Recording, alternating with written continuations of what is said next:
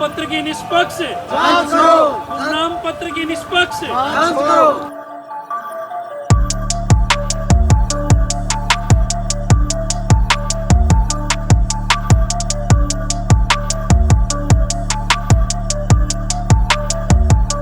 हरियाणा के जिला सिरसा की चौधरी देवीलाल विश्वविद्यालय के एक प्रोफेसर पर यौन उत्पीड़न के संगीन आरोप लगे हैं।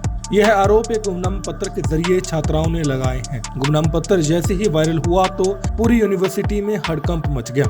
पुलिस प्रशासन ने भी इस पर संज्ञान लेते हुए तुरंत जांच शुरू कर दी है। रात में यूनिवर्सिटी में पुलिस पहुंची और छात्राओं से बातचीत की गई। वहीं सुबह स्टूडेंट्स भी एकत्रित हुए और गुमनाम पत्र मामले में निष्पक्ष जाँच की उनके द्वारा मांग की गई है। मीडिया से बातचीत में छात्र नेता प्रवीण अत्री ने कहा कि गुमनाम पत्र वायरल हुआ है, इसकी जांच होनी चाहिए। इस पत्र में छात्र या छात्रा का नाम नहीं है, डीएन पर आरोप लगाए गए हैं। मामले की जांच यूनिवर्सिटी से बाहर के अधिकारियों से करवाई जाए। अगर साजिश है तो कार्रवाई होनी चाहिए। अगर आरोपों में सच्चाई है तो प्रोफेसर के खिलाफ सख्त कार्रवाई होनी चाहिए। वहीं मीडिया से बातचीत में रजिस्ट्रार राजेश बंसल ने कहा कि हमें भी गुमनाम पत्र प्राप्त हुआ है, इसकी जांच शुरू कर दी है। पुलिस भी जांच कर रही है। हम हर प्रकार के सहयोग के लिए तैयार हैं। यूनिवर्सिटी भी अपने स्तर पर जांच कर रही है। जांच के बाद ही सब कुछ क्लियर हो पाएगा। रात में पुलिस आई थी और छात्राओं से बातचीत भी इस मसले पर हुई है, लेकिन क्या बात हुई है उसका रिकॉर्ड पुलिस के पास है।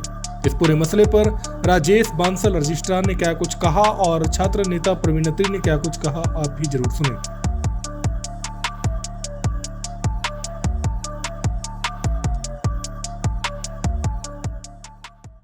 कल शाम को जो ये पत्र वायरल हुआ है, इसमें जो है नीचे सीएम, गवर्नर, कुलपति महोदय और वुमेन कमीशन हर जगह ये पत्र डाला गया है, लेकिन इस पत्र के अंदर किसी भी छात्र या छात्रा का नाम नहीं है।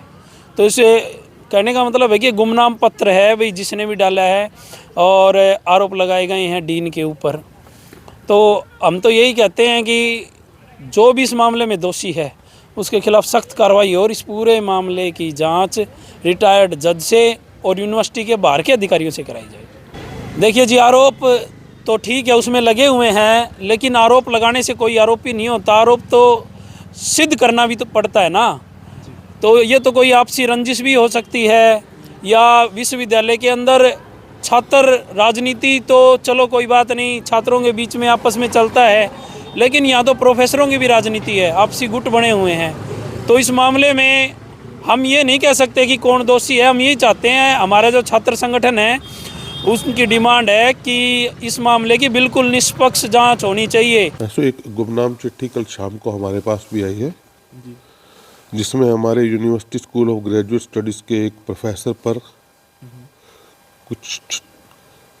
कुछ गंभीर आरोप लगाए गए हैं। तो वो गुमनाम चिट्ठी में कहा पुलिस और प्रशासन के पास भी आई है। तो पुलिस ने अपनी जांच शुरू कर दी है और हमारा प्रशासन पूरी तरह से पुलिस को सहयोग कर रहा है। दूसरी तरफ से हमारे यहाँ एक इंटरनल कंप्लेंट कमेटी होती है, हम उसको भी ये कंप्लेंट भेज रहे हैं और वो आंतरिक तौर पे भी इसकी जांच आज शुरू कर देगी। देखो, किसी भी संभावना से नकारा नहीं जा सकता।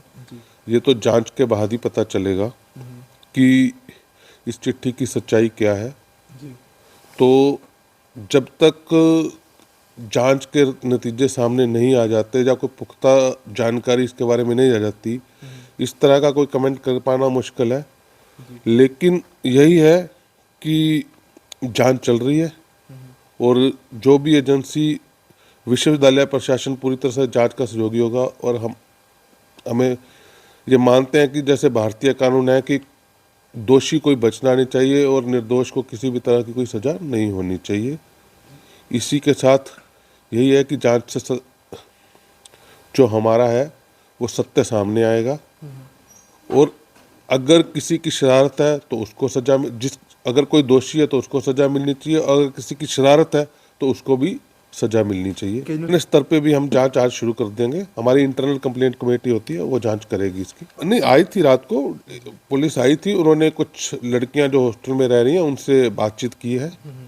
तो वो पुलिस, उसका क्या बातचीत हुई है वो उसका रिकॉर्ड पुलिस के पास।